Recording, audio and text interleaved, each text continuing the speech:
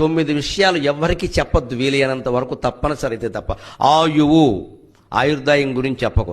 నాకు జాతకం ప్రకారం 72 ఏళ్ళు ఆయుర్దాయం అండి అనకు. అంతకంటే 2 ఏళ్ల ముందు నుంచి ఎలా వేసి ఇవ్వాలని ఎవడో చూస్తాడు. ఇక్కడ చెప్పరు. వయస్సు కూడా అవసరమైతే తప్ప చెప్పక్కల్లా. ఆడవాళ్ళు ఈ విషయంలో చాలా జాగ్రత్తగా ఉంటారు, ఎట్టి పరిస్థితుల్లో చెప్పరు. విత్తం, డబ్బు గురించి కూడా ఎవరికి చెప్పొద్దండి. గృహఛిద్రం, ఇంట్లో లొసుగులు ఉంటాయి, అవి కూడా ఎవరికి చెప్పొద్దండి. అంతేకాదు మంత్రం, ఎవరైనా మనకి మంత్రోపదేశం చేశారు, చెప్పకూడదండి ఎవరికి. అది రహస్యమే.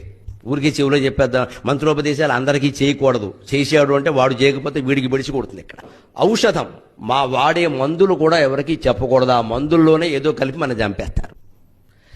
మైథునం, పెద్దవాళ్ళు ఉన్నారు కాబట్టి చెబుతున్నా, దాంపత్య బంధానికి సంబంధించిన బలాలు బలహీనతలు ఎట్టి పరిస్థితుల్లో అక్కా చెల్లెల దగ్గర కూడా మాట్లాడద్దు.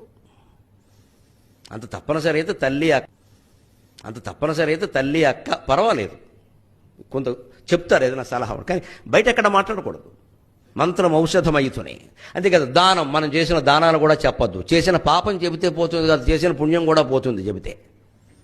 అవి మనకు ఉండాలి అంటే చెప్పొద్దు, పోవాలంటే చెప్పొచ్చు. మానవమానోచ, మహత్తరమైన సన్మానం జరిగింది, ఎక్కడ ఎక్కువ చెప్పకపోవడం మంచిది. ఏదో మీకు బంగారు కిరీటం పెట్టారు కదా, పెట్టారండి, ఏదో వారికి తోచింది పెట్టారంతే. బంగారు కిరీటమేనండి మా ఇంట్లో పెట్టుకున్నానంటే 3వ రోజుకి మా ఇంట్లో ఏం జరుగుతుందో తెలుసు. అంత కిరీటంటే చెన్నై నుంచి పట్టుకొచ్చేట మనం కూర్చుంటే అలాగే ఇక్కడ అని తయారవుతాడు ఎవడో అక్కడ. ఇప్పుడు నేను కాపలా కసుకుంటూ కూర్చోవాలి ఇక్కడ. ఏదో పెట్టారండి వారికి తోచింది, అంతే అయిపోయింది. అవమానం అసలే చెప్పొద్దు. అవమానాన్ని కూడా మనం తట్టుకోలేక దగ్గర వాళ్ళు ఎవరో రాగానే అలా అన్నాడు ఇలా అన్నాడు, ఏమవుతుంది వీడు ఇంకా 4 అంటాడు వీడు. నువ్వు లోకం రా, నిన్ను కాబట్టి అన్నాడు, నన్ను అనమని అంటాడు వీడు, పెద్ద హీరోలాగా.